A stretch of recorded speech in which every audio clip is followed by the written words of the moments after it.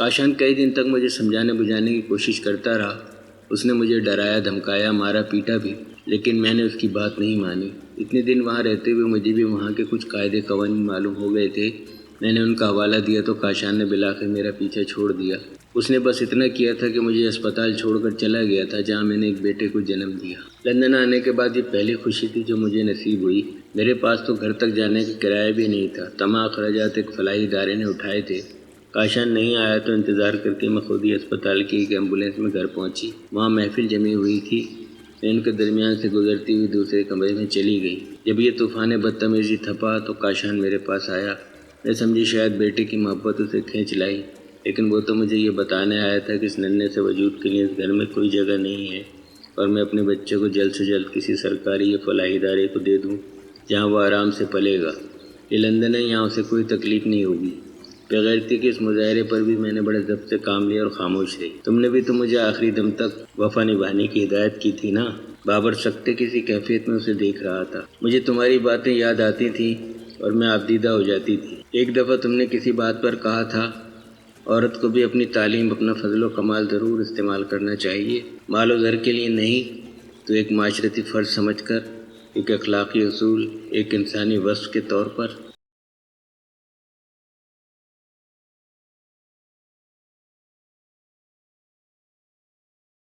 اگر ہم کسی کو کچھ بھی نہ دے سکیں تو دو میٹھے بول ہی صحیح۔ پھر رزق حلال تو عینی بات ہے۔ اگر ضرورت پڑے تو ہمیں کسی کام کرنے میں آر محسوس نہیں کرنی چاہیے۔ اپنی ضرورتیں خود پوری کرنا تو ایک مثبت انسانی عمل ہے۔ تمہاری باتیں پہلے میری سمجھ میں نہیں آتی تھیں، لیکن حالات نے مجھے تمہارا فلسفہ سمجھنے میں بہت مدد دی اور مجھے معلوم ہو گیا کہ عورت ملازمت کیوں کرے۔ وہاں میری کسی سے جان پہچان نہیں تھی، مجھے وہاں کی زبان بھی ٹھیک طرح سے نہیں آتی تھی۔ میں نے ایک بار کاشان کے ساتھ شہر دیکھنے کے سوا کبھی گھر سے باہر قدم نہیں نکالا تھا۔ میں نے تو کراچی ٹھیک سے نہیں دیکھا، تو پھر یہ تو لندن تھا جہاں کے آداب سے میں بالکل بھی واقف نہیں تھی۔ میرے بچے نے ابھی عمر کا پہلا مہینہ بھی پورا نہیں کیا تھا کہ ایک دفعہ کاشان 2 دن گھر نہیں آیا۔ منہ کا دودھ ختم ہو چکا تھا، میرے پاس پیسے نہیں تھے۔ جو وقت گزر رہا تھا میری پریشانی بڑھتی جا رہی تھی۔ یا اللہ، کیا کروں، کہاں جاؤں؟ ایک اجنبی شہر میں کوئی بھی تو میرا نہیں تھا۔ خود میں نے کل صبح سے کچھ نہیں کھایا تھا اور اب رات ہو رہی تھی۔ میں سوئی ڈیڑھ بن میں تھی کہ کیا کروں کیا نہ کروں، کہ ایسے میں کاشان آ گیا۔ اس کے ساتھ اس کے کئی دوست تھے، کچھ مرد اور عورتیں۔ وہ اپنے ساتھ اپنی بوتلیں اور کھانے پینے کا سامان بھی لائے تھے۔ ان کا ارادہ رات بھر رکنے کا تھا۔ ان کے پاس میرے مطلب کی کوئی چیز نہیں تھی۔ میں نے چپکے سے کاشان کے پاس جا کر کہا کہ منع کا دودھ ختم ہو گیا ہے، تو اس نے سنی انسنی کر دی۔ میں نے اس سے پھر کہا کہ وہ مجھے کچھ پیسے دے دے، میں خود بازار چلی جاؤں گی۔ اس نے میری ایک نہ سنی اور وہ اور اس کے ساتھ آنے والے اپنی دلچسپیوں میں مشغول ہو گئے۔ میں دوسرے کمرے میں اپنے بھوک سے بلکتے بچے کو گود میں لیے بیٹھی رہی۔ جب بہت دیر ہو گئی تو میں نے کاشان کے پاس جا کے ایک بار پھر اس کی منت سماجت کی کہ وہ مجھے کچھ پیسے دے دے۔ وہ اپنے ہوش میں نہیں تھا۔ میں اسے کھینچ کھانچ کر اپنے کمرے میں لائے، اپنا بچہ اس کے ہاتھوں میں تھما دیا کہ وہ خود دیکھ لے کہ اسے دوپہر سے خوراک نہیں ملی ہے۔ اس نے میرے بچے کو بیڈ پر پٹک دیا اور بولا کہ یہ میری ذمہ داری نہیں ہے، اسے تم ہی سنبھالو۔ بابر، میں نے کاشان کے ہاتھوں اپنی ہر ذلت برداشت کی تھی، لیکن میں اپنے معصوم بچے کی یہ توہین برداشت نہیں کر سکی۔ میں اپنے وجود کی پوری طاقت مجتمع کر کے کاشان کے منہ پر ایک زوردار تھپڑ رسید کر دیا۔ چٹاخ کی زوردار آواز نے اسے جھنجھوڑ کر رکھ دیا۔ وہ گنگ سا ہو گیا تھا۔ اس کے تو خواب و خیال میں بھی نہ ہوگا کہ میں کبھی اس کے ساتھ ایسا بھی کر سکتی ہوں۔ میرے تھپڑ کی آواز اتنی زوردار تھی کہ دوسرے کمرے میں موجود اس کے دوستوں نے بھی سنی تھی۔ وہ سب دوڑتے ہوئے اندر آ گئے اور اندر کا منظر دیکھ کر جہاں کے تہاں رک گئے۔ وہ اس کے برعکس منظر کی توقع کر رہے ہوں گے۔ کاشان اپنے گال پر ہاتھ رکھ کے حیرت اور بے یقینی سے مجھے دیکھ رہا تھا۔ اسے فوراً یہ احساس ہو گیا تھا کہ کیا ہو گیا ہے۔ اپنے دوستوں کے سامنے ہونے والے اس واقعے نے اسے پاگل کر دیا۔ وہ سر سے پاؤں تک کانپ رہا تھا۔ اس نے ایک لمحے کی تاخیر کیے بغیر سب کے سامنے مجھے مارنا شروع کر دیا۔ اس کمینے سے کوئی داد فریاد کرنا بیکار تھا۔ اس نے مجھے لہو لہان کر دیا، میرے کپڑے تار تار کر دیے۔ اس کی 2 لڑکیوں نے بمشکل مجھے اس کے پنجے ستم سے چھڑایا۔ ایک لڑکی نے مجھ پر چادر ڈال دی۔ میرے گھر سے اپنے ایک گوشت کے لوتھڑے کو لے کر فوراً دفع ہو جا اور آئندہ مجھے اپنی منحوس شکل مت دکھانا۔ جاتے وقت کاشان نے مجھے حکم دیا۔ اسی زخمی حالت میں نے اپنے بچے کو اٹھایا اور لڑکھڑاتے قدموں سے گھر سے باہر آ گئی۔ گلی میں آنے کے بعد ابھی میں چند قدم ہی چلی تھی کہ پیچھے سے وہی دونوں لڑکیاں میرے پاس آ گئیں۔ وہ مجھ سے ہمدردی کا اظہار کر رہی تھیں۔ ان کا کہنا تھا کہ کاشان ابھی ہوش میں نہیں ہے، صبح تک وہ سب کچھ بھول جائے گا، میں گھر واپس آ جاؤں۔ لیکن میں واپس نہیں گئی۔ میں نے ان کا شکریہ ادا کر کے معذرت کر لی۔ شام ڈھلنی شروع ہو گئی تھی۔ سخت سردی میں برف کے ہلکے ہلکے گالے فضا میں اڑتے پھر رہے تھے۔ میں بے نشان بے منزل چلی جا رہی تھی۔ بہت سے لوگ ایک جگہ جمع تھے، شاید کوئی پارک تھا۔ میں بھی جا کر ایک بینچ پر بیٹھ گئی اور پھر وہیں بیٹھی رہی۔ میرے بچے میں یا تو روتے رہنے کی سکت نہیں رہ گئی تھی یا پھر شاید وہ اپنی مجبور ماں کو مزید پریشان نہ کرنے کے خیال سے چپ ہو گیا تھا۔ میری پہلی اور آخری سوچ بس یہ تھی کہ کہیں سے تھوڑا سا دودھ لا کر اس ننھی سی جان کو دے دوں۔ میں اپنی زندگی کے بدترین حالات میں لندن کے ایک پارک کی بینچ پر بیٹھی اپنی قسمت کے فیصلے کی منتظر تھی کہ اچانک تم میری مدد کو چلے آئے ہمیشہ کی طرح بن کہے۔ میں؟ بابر حیرت و استعجاب سے اچھل پڑا۔ ہاں تم، وہ اسی اطمینان سے بولی۔ تم ہی نے تو مجھ کو آخری دفعہ چلتے وقت شادی کے تحفے کے طور پر 1 پاؤنڈ کا نوٹ دیا تھا کہ میں سنبھال کے رکھوں، میرے کام آئے گا۔ تو اس دن مجھے اس کی ضرورت پڑ گئی تھی اور تمہارا دیا ہوا وہ قیمتی تحفہ میرے بچے کے گلے میں موجود تھا۔ میں نے اس کو بلاؤں سے محفوظ رکھنے کے لیے خود ہی کچھ آیتیں لکھ کر کپڑے میں لپیٹ کر اپنے بچے کے گلے میں ڈال دیا تھا۔ مجھے یاد آیا کہ تمہارا تحفہ اس تعویذ میں محفوظ تھا۔ میں نے دانت سے کتر کتر کر اسے ادھیڑا اور 1 پاؤنڈ کا نوٹ اس میں سے نکل پڑا۔ مجھے ہفتے اقلیم کی دولت ملنے سے بھی اتنی خوشی نہ ہوتی جتنی اس وقت تمہارے اس تحفے کو پا کر ہوئی۔ میں نے جا کر ایک دکان سے اپنے بچے کے لیے دودھ اور اپنے لیے ایک برگر خریدا۔ میں نے وہیں اس پارک میں بیٹھ کر برگر کھایا اور اپنے بچے کو دودھ دیا اور خدا کا شکر ادا کیا۔ میں بہت دیر تک وہیں بیٹھی رہی۔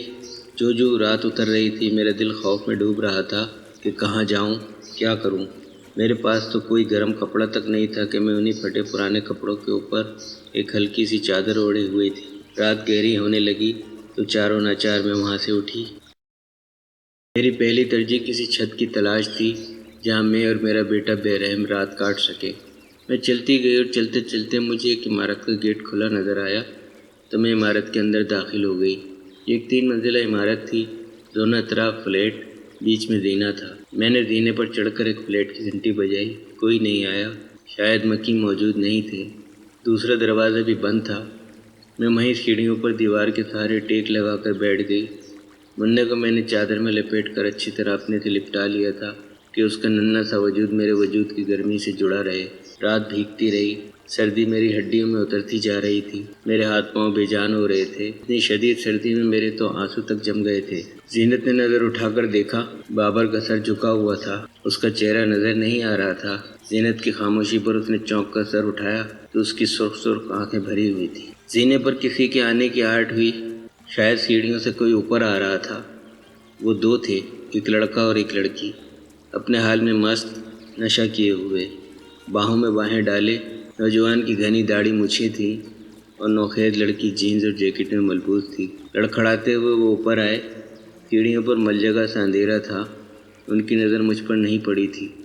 وہ ایک دوسرے سے چمٹے ہوئے میرے پاس سے گزرے۔ کسی طرح مرد کا پاؤں میری چادر سے الجھ کر رپٹ گیا۔ وہ گرتے گرتے بچا۔ اس نے دیوار کا سہارا لینا چاہا تو مجھ پر آن پڑا۔ میری چیخ نکل گئی۔ ککا کون ہے؟ وہ وحشت سے چیخا۔ ساتھ ہی میری چیخ سن کر لڑکی بھی چیخ پڑی۔ دونوں سراسیمہ ہو کر 2-3 زینے نیچے اتر گئے اور آنکھیں پھاڑ پھاڑ کر مجھے دیکھنے کی کوشش کرنے لگے۔ میں ہوں یہاں، میں بڑی ہمت کر کے بولی۔ سردی سے میری آواز کانپ رہی تھی۔ ایک چادر بھلا کب تک مجھے سہارا دے سکتی تھی؟ میری آواز سن کر لڑکی محتاط انداز میں میری طرف بڑھی۔ میں نے کھڑے ہونے کی کوشش کی مگر مجھ سے کھڑا نہیں ہوا جا سکا، میری ٹانگیں سن ہو گئی تھیں۔ لڑکی میرے قریب آ کر میرا جائزہ لینے لگی، پھر جیسے ہی اس کی نظر میری گود میں دبکے ہوئے میرے بچے پر پڑی وہ وہیں سے چیخی، Peter, a beautiful woman with a beautiful child. یہ سن کر پیٹر بھی قریب آ گیا اور دونوں حیرت سے کبھی مجھے اور کبھی میرے بچے کو دیکھنے لگے۔ پھر لڑکی نے مجھ سے سوال کیا کہ میں کون ہوں اور یہاں کیا کر رہی ہوں۔ مجھ سے جواب نہیں دیا جا سکا۔ لڑکی نے پھر اپنا سوال دہرایا، مجھ سے بولا نہیں گیا۔ لڑکی پریشان نگاہوں سے اپنے ساتھی کو دیکھنے لگی۔ اس نے ہمدردی سے میرا شانہ چھونے کی کوشش کی تو میں سمٹ گئی۔ نوجوان پرخیال انداز میں کچھ سوچتا رہا، پھر بولا، ایشین؟ میں نے جواب دیا، یس۔ پرہیپس پاکستانی؟ میں نے کہا، ہاں۔ لڑکی نے آہستگی اور ہمدردی سے مجھے چھوا۔ میں خاموش بیٹھی رہی۔ لڑکی وہیں زینے پر میرے برابر میں بیٹھ گئی۔ کہاں سے آئی ہو؟ اس سردی میں اتنی رات گئے ان سیڑھیوں پر کیا کر رہی ہو؟ میں نے اپنے ٹوٹے پھوٹے لہجے میں اسے بتایا کہ ایک مصیبت زدہ ہوں جس کا گھر چھن گیا ہے اور میں اپنے بچے کے ساتھ یہاں سر چھپانے چلی آئی۔ لڑکی تھوڑی دیر خاموش بیٹھی رہی، پھر اس نے اپنے ساتھی سے کچھ کہا جو میں سمجھ نہیں سکی۔ پھر اس نے مجھے کھڑا ہونے کا اشارہ کیا۔ میں ڈر گئی۔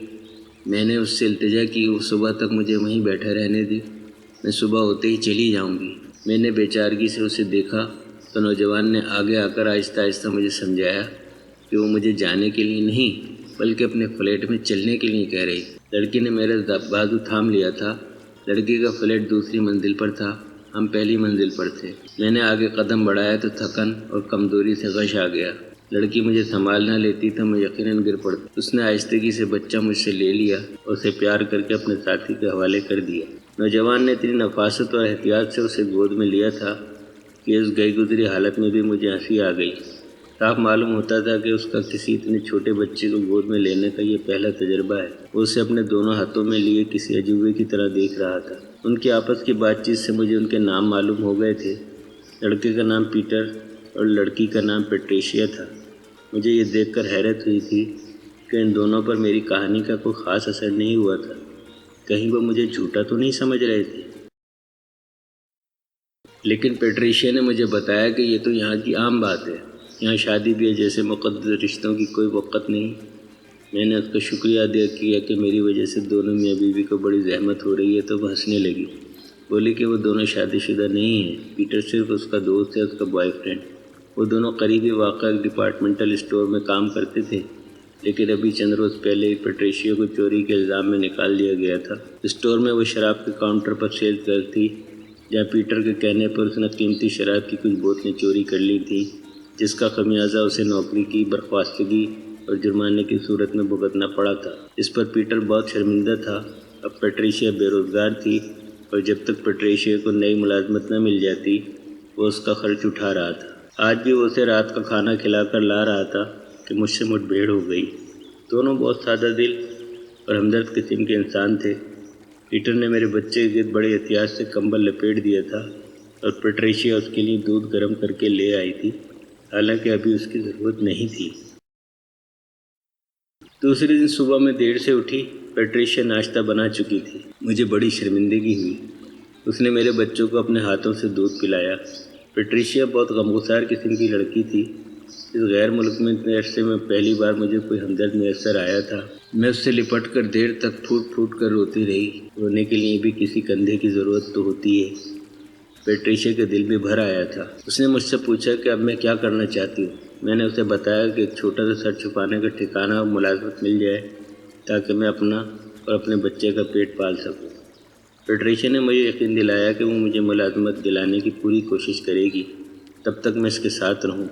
وہ اکیلی رہتی ہے، اس کا دل بھی لگا رہے گا، اور اگر میں چاہوں تو ملازمت کر کے اس کی روم میٹ بن جاؤں اور آدھا کرایہ دے دیا کروں۔ میں نے اس کی پیشکش فوراً قبول کر لی۔ پیٹریشیا نے مجھے اپنے کچھ کپڑے بھی دے دیے کیونکہ میرے اپنے کپڑے تو کاشان کی مہربانی سے پہننے کے قابل نہیں رہے تھے۔ میں نے زندگی میں پہلی بار پینٹ شرٹ پہنی تھی۔ پیٹریشیا کے پاس سب ایسے ہی لباس تھے۔ شام کو پیٹر اس سے ملنے آیا۔ اس نے میری اور بچے کی خیریت بھی پوچھی۔ پیٹریشیا نے میری پوری کہانی من و عن دہرا دی۔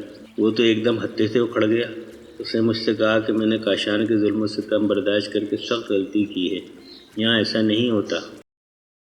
Thanks for watching.